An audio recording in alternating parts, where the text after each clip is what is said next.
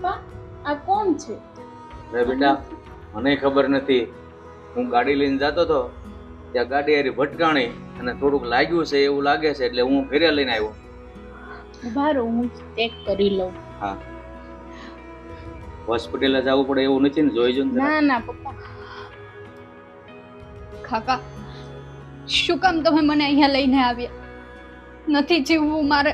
પપ્પા એટલું બધું એમને વાગ્યું નથી, મૂળ ઘા વાગ્યો છે. મારે નથી જીવવું, હું જાઉં છું. અરે બેટા તું આવું કેમ બોલે છો? ને શું થયું છે તને? અને આ ઉંમરે તું મરવાની વાત કરે છે? કઈ તકલીફ છે તને? અંકલ, મારે શું કહેવું તમને? સાંભળો, મારા મમ્મી પપ્પા નથી. હું મારા ભાઈ અને ભાભી સાથે રહું છું. મારો ભાઈ તો ભગવાનનો માણસ છે, પણ મારા ભાભી મારા કજાત છે.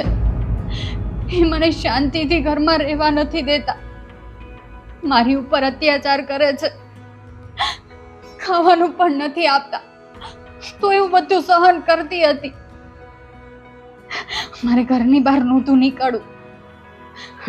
મારી હવે લગ્ન કરવાની ઉંમર થઈ.